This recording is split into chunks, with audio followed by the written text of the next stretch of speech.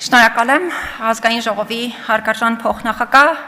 ազգային ժողովի հարգելի պատգամավորներ, հարգելի գործընկերներ, սիրելի հայրենակիցներ, այսօր ազգային ժողովի նիստում ներկայացնելու եմ 2023 թվականի Մարդու իրավունքների պաշտպանի գործունեության տարեկան հաղորդումը, ներողություն 2024 թվականի տարեկան հաղորդումը գործունեության եւ խոշտանգումների եւ վատ վերաբերմունքի կանխարգելման ազգային մեխանիզմի դարձյալ 2024 թվականի վերաբերյալ տարեկան զեկույցը։ Ուզում եմ հատուկ արձանագրել, որ այս երկու փաստաթղթերն էլ հրապարակված են եւ ոչ միայն այս փաստաթղթերը, այլ նաեւ այն բոլոր զեկույցները, որոնք նաեւ արտահերթ կարգով են հրապարակվել մեր կողմից եւ դրանք ընդգրկում են մեր հանրապետությունում արկա մարդու իրավունքներին վերաբերելի տարատեսակ խնդիրներ, դրանք իրապես բազմաբնույթ են եւ վերաբերում են գրեթե բոլոր ոլորտներին, ու ըստ էության մի ելույթի շրջանակներում բնականաբար անհնար է ամբողջությամբ անդրադարձ կատարել այդ բոլոր խնդիրներին։ Հետևաբար ելույթիս ընթացքում ես կանդրադառնամ խնդիրներից մի քանիսին, որոնք նաև որպես այդպիսին համակարգային բնույթ են կրում, եւ բնականաբար շատ ուրախ կլինեմ, եթե հարցերի համատեքստում հնարավոր լինի պատասխանել նաև այլ ոլորտների կամ հենց նույն ոլորտներին վերաբերելի մի շարք այլ հարցերի։ Նշեմ նախ սկզբում, որ այս տարի մեր զեկույցը թե կանխարգելման ազգային մեխանիզմի, թե նաև մեր գործունեության տարեկան հաղորդումը ներկայացնելիս ըստ էության որոշակի նորարարական մոտեցումներ փորձել ենք ցուցաբերել, որովհետև նախորդ տարվանից սկսած փորձել ենք կառուցակարգեր մշակել մեր առաջարկների կատարման քանակական տվյալներ եւ քանակական տոկոսներ ներկայացնելու համար, թե ինչքանով են պետական իշխանության մարմինների կողմից ի կատարածվել մեր կողմից արված առաջարկները։ Նշեմ, որ խոշտանգումների եւ վատ վերաբերմունքի կանխարգելման ազգային մեխանիզմի զեկույցի համատեքստում արդեն իսկ կատարել ենք եւ գործարկել ենք այդ կառուցակարգը եւ ըստ մեր կատարած տվյալ հաշվարկների ըստ էության նախորդ տարի ամբողջությամբ կատարված կարելի է համարել մարդու իրավունքների պաշտպանի որպես կանխարգելման ազգային մեխանիզմ իրականացրած հիմնական առաջարկներից 12%-ը, չի կատարվել 40% ներողություն եւ մասնակի կատարված է դիտարկվում 48%-ը։ Մենք ըստ էության այս կառուցակարգերը փորձում ենք գործարկել նաև մեր ամբողջ տարեկան հաղորդումը, նաև տարեկան հաղորդման շրջանակներում արված առաջարկների կատարումը պետական մարմինների կողմից գնահատելու տեսանկյունից, որը այս տարվա տարեկան հաղորդման շրջանակներում ըստ էության չի արտացոլվել, նկատի ունենալով այն հանգամանքը, որ նշված կառուցակարգերի գործարկումը ըստ էության ենթադրում է նաև որոշակի հատուկ մեթոդաբանության կիրառում, որը հնարավոր չի եղել տարեկան հաղորդման համատեքստում այս տարի իրականացնել, բայց աշխատանքներ ենք տանում, որպեսզի նման տոկոսային տվյալներ, քանակական տվյալներ հնարավոր լինի իրականացնել նաև մեր կանխարգելման ազգային մեխանիզմից բացի նաև մարդու իրավունքների պաշտպանի գործունեության եւ մարդու իրավունքների պաշտպանության վիճակի առնչությամբ մեր տարեկան հաղորդման շրջանակներում։ Նշեմ, որ մեր տարեկան հաղորդման համատեքստում բացի ավանդաբար ներկայացվող խնդիրներից այս տարի բավականին մեծ քանակությամբ նաև նոր խնդիրներ ենք բացահայտել, ընդ որում դրանց մի մասը կամ նաև մեծ մասը հենց սոցիալ-տնտեսական բնագավառին վերաբերելի հարցեր են եղել, որոնք եւս ներառվել են մեր տարեկան հաղորդման շրջանակներում, մասնավորապես ավանդաբար ներկայացվող ոստիկանության բռնությունների, ընդհանուր սոցիալ-տնտեսական խնդիրների, իրավահավասարության եւ այլ խնդիրների համատեքստում ներկայացրել ենք օրինակ առերևույթ ոչ իրավաչափ եղանակով իրականացվող քանդման աշխատանքների հետ կապված հարցեր, պատժից ազատվող եւ բնակության վայր չունեցող դատապարտյալներին բնակարանի վարձավճարի հատուցում չտրամադրելու եւ մի շարք այլ խնդիրների հետ կապված հարցեր, հանրային աղմուկին վերաբերելի հարցեր, որոնք ըստ էության ուղղակիորեն վերաբերում են մարդու իրավունքների պաշտպանության համակարգին եւ տարբեր երկրներում եւս քննարկման առարկա են դառնում հենց մարդու իրավունքների պաշտպանության կտրվածքով։ Նշեմ, որ իրավահավասարության ու հակախտրականության ոլորտը եւս նախորդ տարվանից սկսած իրականում բավականին մեծ անդրադարձ է ունեցել մեր տարեկան հաղորդման շրջանակներում եւ այս համատեքստում այս տարի նաեւ նոր խումբ ենք ավելացրել տարեցները որպես պաշտպանվող հատուկ խումբ, ըստ էության սրա վերաբերյալ քննարկումները նախորդ տարի իրականացվել են նաեւ ոչ միայն Հայաստանի համատեքստում, այլ նաեւ եվրոպական տարածաշրջանի տեսանկյունից, որովհետեւ ես ինքս մի հաստատությունները միավորող ղեկավարող Եվրոպական ցանցի կառավարման խորհրդի անդամ է ընտրված նախորդ տարի եւ որպես կարևոր գործողություն որդեգրել ենք նաեւ այս խումբ քաղաքացիների իրավունքների պաշտպանության հատուկ մեխանիզմների գործարկումը, որոնք ըստ էության գրեթե բոլոր եվրոպական պետություններում այն ծավալով միանշանակ չեն իրականացվում, ինչ ծավալով այլ խմբերի պարագայում։ Բայց ես ըստ էության այս փուլում նոր ներկայացված խնդիրներին ըստ էության մանրամասնությամբ անդրադարձ չեմ կատարի, կանդրադառնամ մի քանի հիմնախնդիրների, որոնք կարծում եմ արդիական եղել են եւ շարունակում են արդիական մնալ Հայաստանի Հանրապետությունում մարդու իրավունքների պաշտպանության վիճակը պատշաճ գնահատելու տեսանկյունից եւ ուշադրության են արժանի դրանք հասցեավորելու ու արկա խնդիրները հաղթահարելու դիտանկյունից։ Մասնավորապես ես կուզենամ հատուկ անդրադարձ կատարել ըստ էության ամենաքննարկվող հարցադրումներից մեկին, մասնավորապես ոստիկանության կողմից անհամաչափ ուժի գործադրման հետ կապված խնդրին եւ նաեւ ազատությունից զրկելիս անձանց նվազագույն իրավունքների երաշխավորման հարցին, որը կարծում եմ շատ երկար տարիներ եղել է Հայաստանի Հանրապետությունում մարդու իրավունքների պաշտպանության համակարգի կարևորագույն խնդրահարույց ոլորտներից մեկը եւ այս այն շարունակում է այդպիսին մնալ եւ ընդհանուր առմամբ ոլորտում ձեռնարկվող քայլերը, որոնց վերաբերյալ մենք ինքներս պարզաբանումներ ենք բազմապիսի ստանում գործընկերներից, ակնհայտ է, որ բավարար չեն եղել երաշխավորելու այս ոլորտի պատշաճ հասցեավորումը եւ սրա հետ կապված խնդիրների բացառումը Հայաստանի Հանրապետությունում, որովհետեւ բազմաթիվ են դեպքերը, երբ առնվազն մեր հաստատության կողմից առերևույթ անհամաչափ ուժի գործադրման դեպքեր են արձանագրվում եւ բնականաբար շատ կարեւոր է այս ոլորտի տեսանկյունից, որպեսզի հնարավորություն ունենանք իրապես հաղթահարելու արկա խնդիրը, որը բնականաբար հասցեավորման մի քանի հնարավոր եղանակներ ունի։ Ես այս փուլում դրան չեմ անդրադառնա, քանի որ ոստիկանության հետ կապված մի քանի այլ խնդիրների եւս կուզենամ անդրադառնալ։ Նախորդ տարվա տեսանկյունից շատ արդիական, բայց մեր ամբողջ հանրապետության պատմության տեսանկյունից շատ արդիական խնդիր հատուկ միջոցների կիրառումը հավաքների ընթացքում, որը եւս շարունակել է եւ շարունակում է դարձյալ բազմապիսի հարցեր առաջացնել ցանկացած հատուկ միջոցի կիրառումից հետո։ Մասնավորապես հանրությանը բավարար տեղեկատվության չտրամադրում հատուկ միջոցների կիրառման, ձևաչափի, կանոնակարգի, գործիքակազմի եւ այլնի հետ կապված, հանրության հետ ոչ պատշաճ հաղորդակցության արկայություն եւ այլն, որի վերաբերյալ ըստ էության նաեւ հրապարակային եմ առիթ ունեցել խոսելու եւ այս խնդիրը կարծում եմ ամենակարևորներից է, որը իրապես պետք է հասցեավորվի։ Կարծում եմ, որ ոլորտում արկա հաջորդ կարևորագույն խնդիրը քրեական հետապնդումների բացակայությունն է իրավապահ մարմինների այն ներկայացուցիչների նկատմամբ, ովքեր ենթադրաբար կարող են կասկածվել, ես բառերը հանրային ընկալման տեսանկյունից հատուկ չակերտներում եմ օգտագործում եւ շատ ավելի հասկանալի բառեր եմ օգտագործում, ոստիկանության կողմից անհամաչափ ուժի գործադրման եւ այլ արարքների համատեքստում։ Ըստ էության քրեական հետապնդումների բացակայությունը իրապես հանրային ընկալման տեսանկյունից կասկածներ է հարուցում թե պրոցեսների անկախության, անկողմնակալության, թե դրանց պրոֆեսիոնալիզմի առումով, հետևաբար պատասխանատվության անխուսափելիության խնդրին միանշանակ կարծում եմ պետք է ցուցաբերել առաջնահերթ ուշադրություն։ Շատ կարևոր հանգամանք է նաև նկատի ունենալ, որ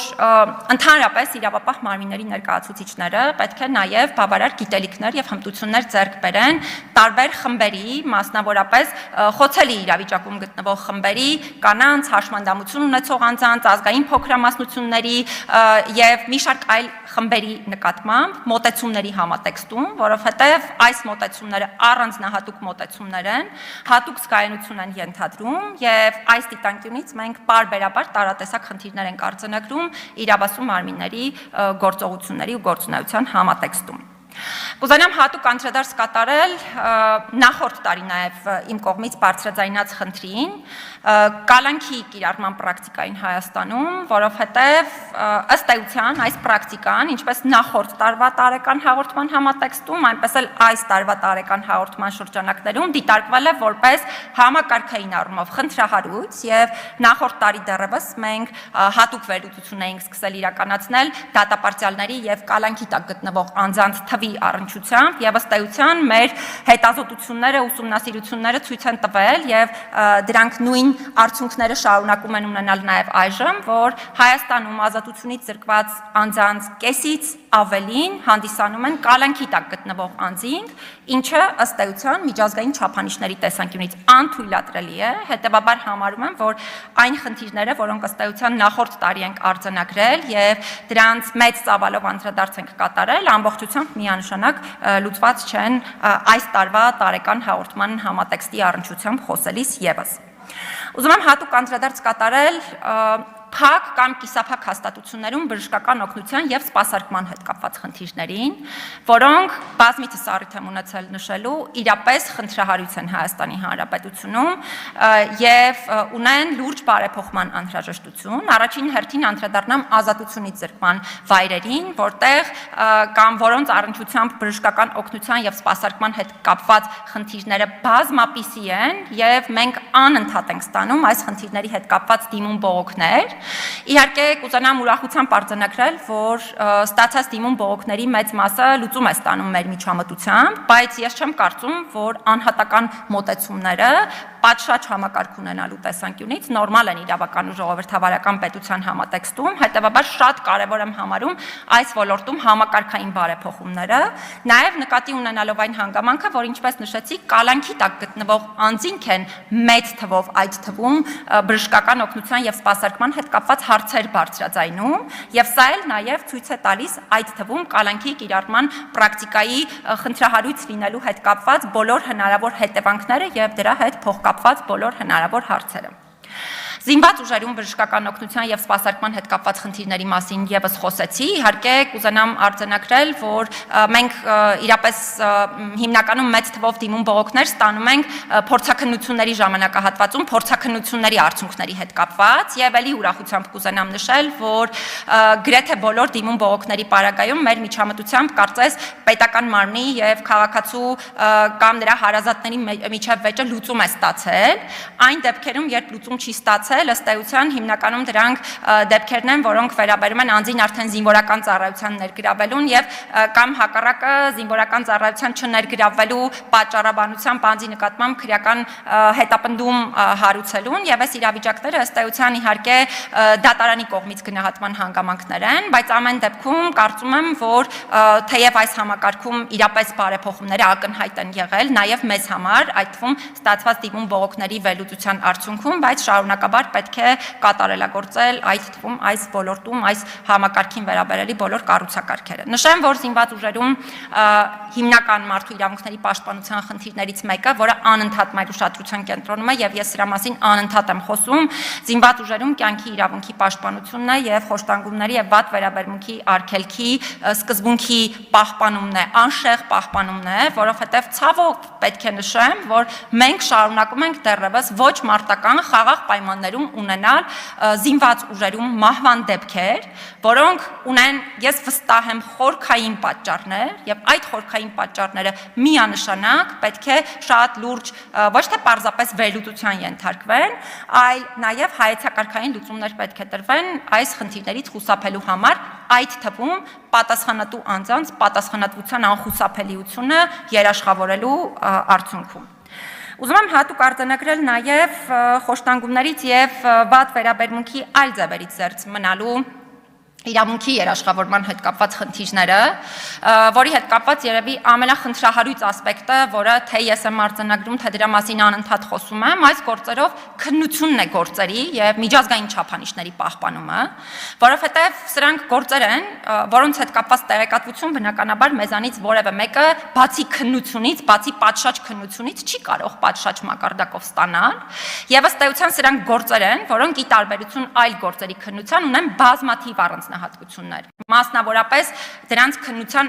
արագությունը, որը ամենակարևոր չափանիշներից մեկն է, որի հետ կապված մենք պարբերաբար խնդիրներ ենք արձանագրում, կամ այս գործերի քննության հետ կապված իրենց ipso facto բնույթը, այսինքն անձի կողմից ողջամիտ կասկած հարուցող մտահոգության ներկայացման պարագայում այս գործերի քննությունը, որի առնչությամբ դարձյալ պարբերաբար արձանագրվել են տարատեսակ խնդիրներ, ինչը միանշանակ ունի լուծման անհրաժեշտություն, որովհետև հակառակ պարագայում մենք ընդհանրապես չենք կարողանալու երաշխավորել այս իրավունքի պատշաճ իրացումը։ Ուզում եմ հատուկ արձանագրել, որ նաև մենք անընդհատ անդրադարձ ենք կատարում այլ հանգամանքներին, որոնք վերաբերելի են խոշտանգումների եւ վատ վերաբերմունքի այլ ձևերի կանխարգելմանը, բնականաբար դարձյալ անհնար է մի ելույթի շրջանակներում դրանց ամբողջությամբ անդրադարձ կատարել։ Պարզապես կուզենամ հատուկ արձանագրել նաև որպես առաջընթաց որոշակի առումով այս շատ երկար տասնամյակների ընթացքում քրեակատարողական հիմնարկների շենքային պայմանների բարելավման ուղղությամբ որոշակի քայլերի կատարումը, որովհետև դրանք տասնամյակներ շարունակ շատ դեպքերում շատ անմխիթար վիճակում են գտնվել։ Հիմա գործ ունենք օրինակ, մի քանի քրեակատարողական հիմնարկներում վերանորոգման աշխատանքների կատարման հետ, բայց դարձյալ պիտի արձանագրեմ, որ սա չի կարող կրել հատվածական բնույթ, սա պիտի լինի համակարգային եւ ամբողջական մոտեցում եւ պիտի կարողանանք լուծել ոլորտում առկա այդ թվում այս հարցին վերաբերելի բոլոր խնդիրները։ Ուզում եմ հատուկ անդրադառնալ ազատությունից զրկման վայրերում ինքնաբնասումների եւ ինքնասպանությունների հետ կապված խնդրին, որը կարծում եմ ամենամտահոգիչներից է, այդ թվում այս պահին վիճակագրությունը հաշվի առնելով։ Սա կարծում եմ շատ լուրջ եւ շատ համակարգային խնդիր է եւ խնդիրը վերաբերելի է ինչպես այս ոլորտում առկա կանխարգելման մեխանիզմների ոչ պատշաճ կամ ամբողջական գործադրմանը իմ խորին համոզմամբ, բայց դրա հետ մեկտեղ նոր կառուցակարգերի անհրաժեշտությանը կամ ավելի շատ դրանց պատշաճ գործարկմանը, ինչը հնարավորություն կտա խուսափել նշված դեպքերից, որովհետև այո, շատ հնարավոր է, որ թղթի վրա եւ շատ լավ է, որ պետությունը երաշխավորել է իր այդ պարտավորության իրականացումը ու թղթի վրա արձանագրել է ռիսկերի գնահատման եւ մի շարք այլ մեխանիզմներ, սա իրոք շատ կարեւոր հանգամանք է, բայց դրանից ոչ պակաս կամ շատ ավելի կարևոր է դրանց պատշաճ գործարկումը եւ նշված բոլոր երևույթներից ընդհանրապես զերծ լինելը ազատությունից զրկման վայրերում։ Շատ կարևոր եմ համարում նաև հոգեկան առողջության կենտրոններում ոչ միայն խոշտանգումների եւ վատ վերաբերմունքի կանխարգելումը, այլ ընդհանրապես հոգեկան առողջության կենտրոնների նկատմամբ պատշաճ մոտեցումների որդեգրումը, որովհետեւ սրանք հաստատություններ են, որոնք շատ երկար ժամանակահատվածի կտրվածքով այժմ էլ ընդ որում ոչ միայն մեր հասարակության, նաև շատ այլ հասարակություններում այդպես աչքում ըստ էության չեն դիտարկվում որպես այն կարևորագույն վայրերը, որտեղ պետությունը պետք է ներդրում կատարի, որտեղ խնդիրներ պետք է արձանագրվեն եւ այլն, ուզում եմ հակառակի մասին խոսել։ Սրանք այն հաստատություններն են, որտեղ մենք ունենք մեր հասարակության ամենակարևոր նշանակություն ունեցող այդ թվում սոցիալական խմբին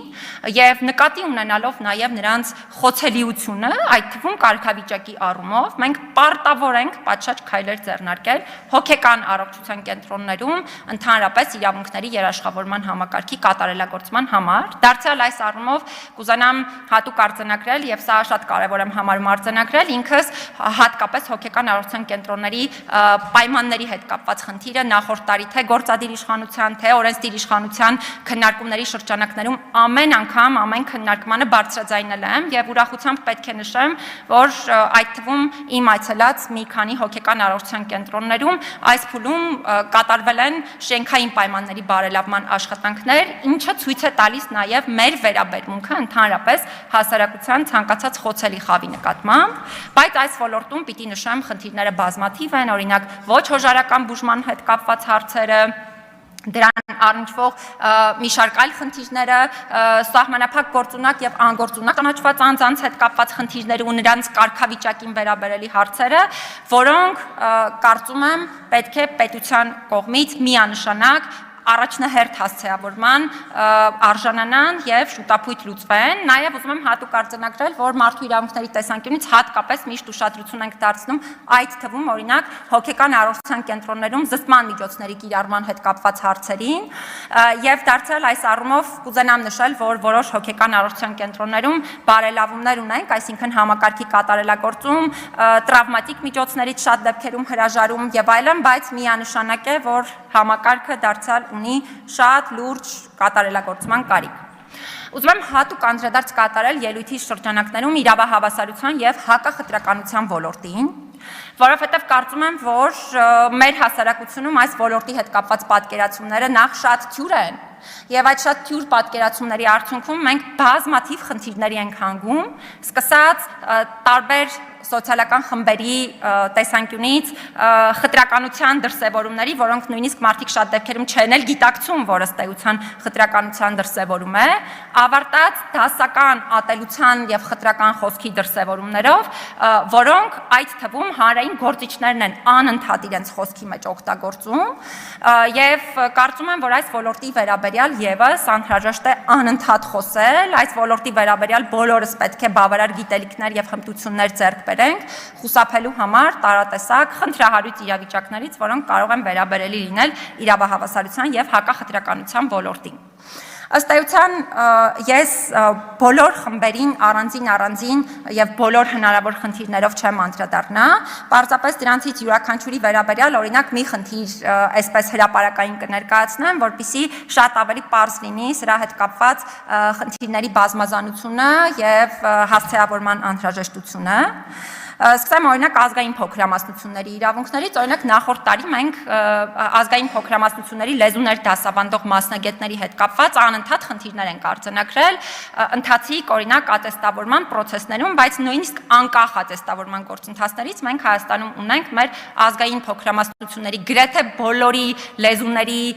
դասավանդման հետ կապված խնդիրներ այն պատճառով, որ օրինակ մեր բարձրագույն ուսումնական հաստատությունները օրինակ մասնագետներ չեն պատրաստում այդ ոլորտներում, մինչդեռ ես հրապարակային եմ ուզում ասել, որ պետությունը այդ ոլորտում ունի պարտավորություն։ Մենք չունենք ամբիոններ, չունենք այն վերապատրաստման դասընթացները, որոնք անհրաժեշտ են իրականում այս խնդիրները հասցեավորելու համար։ Դարձյալ ուզում եմ ուրախությամբ նշել, որ վերջին տարիներին շատ ավելի ակտիվացել է պետության կողմից այս ուղղությամբ քայլերի ձեռնարկումը, բայց նորից ուզում եմ արձանագրել, որ այդ քայլերի ձեռնարկումն ըստ էության բավարար չէ։ Երեխաների հետ կապված հարցին անդրադառնալիս կուզենամ հատուկ անդրադառնալ երեխաների նկատմամբ բռնության հետ կապված խնդրին, որովհետև վերջին ժամանակահատվածում սա այնպիսի ծավալներ է ստացել, որ մենք նույնիսկ երեխայի նկատմամբ բռնության կանխարգելման գործիքակազմերի հետ կապված արտահերթ հրապարակային զեկույց ենք ունեցել այս տարի։ Եվ այս առումով ըստ էության շատ կարևորում եմ, որպեսզի լուրջ կատարելագործման ենթարկվեն թե ուսումնական հաստատություններում ընդհանրապես երեխաների նկատմամբ բռնության դեպքերը ճանաչելու, կանխարգելելու եւ արձագանքելու մեխանիզմները, որոնք դարձյալ ցավով պիտի նշեմ, որ թեև փաստաթղթային առումով առաջընթաց էր, որ ընդունեցինք ուղեցույց համապատասխան եւ այլն պետական մարմինների կողմից, բայց միևնույն է, այս խնդիրը շարունակաբար մնում է որպես հիմնական խնդիր, որովհետև չասեմ թե ինչ գրավոր պարզաբանումներ են մեզ ներկայացնում, որովհետև ըստ էության, եթե գրավոր պարզաբանումները դիտարկենք, տպավորություն կստեղծվի, որ ամեն դեպքում ուղեցույցներ ունենալով եւ այլն խնդիրը լուծվել է կամ վերապատրաստումներ անցկացնելով, բայց ուզում եմ շեշտադրել, որ օրինակ նույն իմ զրույցները կամ մշտադիտարկումների այցերը ցույց են տալիս, որ այս խնդիրը լուծված չէ եւ երեխաների նկատմամբ բռնության կանխարգելման, արձագանքման ու հասցեավորման մեխանիզմների առնչությամբ մեր ուսումնական հաստատություններում պետք է լինեն պատշաճ գիտելիքներ եւ հասցեավորման պատշաճ մեխանիզմներ։ Հաշվանդամություն ունեցող անձանց խնդիրներին բազմիցս եմ անդրադարձ կատարել, մատչելիության հարցը, խելամիտ հարմարեցումների եւ այլն բոլոր հարցերը շարունակում են արդիական մնալ մեր հասարակական համակարգի տեսանկյունից եւ պետությունը պարտավոր է պատշաճ քայլեր ձեռնարկել այս ոլորտում համապատասխան խնդիրները շատ ավելի մեծ թափով եւ ավելի համակարգային եղանակով կատարելագործելու ուղղությամբ եւ ամփոփելով իրավահավասարության ու հակախտրականության ոլորտին առնչվող այս հատվածը խոսքից կուզենամ հատուկ արձանագրել, որ շատ կարեւորում եմ, որպեսզի պետությունը շուտապույտ ընդունի իրավահավասարության մասին օրենքը, որովհետեւ այս օրենքը ամբողջ աշխարհում էլ դիտարկվում է որպես շատ կարևոր գործիք ոլորտի դեմ, ոլորտում առկա խնդիրների դեմ պայքարի տեսանկյունից։ Ուզում եմ հատուկ արձանագրել, որ թե նախորդ տարվա կտրվածքով, ինչը տարեկան հաղորդումից նաև մեր ակնհայտ էր, թե նաև այս տարի պարբերաբար խնդիրներ ենք արձանագրել լրագրողների անխոչնդոտ մասնագիտական գործունեության իրականացման համատեքստում, ընդ որում, քանի որ նախորդ տարվա տարեկան հաղորդումը այս տարի արդեն իսկ հրապարակված է, այնտեղ կտեսնեք նաև հստակ դեպքեր եւ անուններ, մասնավորապես հավաքների ազատության իրավունքի իրացման համատեքստում եւ այլն, եւ միանշանակ շատ կարևորում եմ այս ոլորտում դարձյալ գործերի պատշաճ քննությունը, դրանց շուտափույթ քննությունը եւ շատ կարևորում եմ թե լրագրողական համայնքի, թե պետական բոլոր մարմինների համատեքստում էթիկայի մեխանիզմների, պատշաճ մեխանիզմների առկայությունը եւ գործարկումը, որը կարող է հնարավորություն տալ իրավաչափ ու իրավական եղանակով լուծելու այս ոլորտում առկա բոլոր խնդիրները։ Հրապարակային կուզենամ արձանագրել, որ շատ կարևոր կլինի, որպեսզի Հայաստանի Հանրապետությունում ձևավորվի խոշտանգումների զոհերի աջակցման կենտրոն, որ ըստ մինչ այս պահը չունենք, կարծում եմ, որ սա շատ կարևոր հանգամանք է ընդհանրապես խոշտանգումների կանխարգելման ոլորտում եւ այս ուղղությամբ միանշանակ պետք է քայլեր իրականացվեն,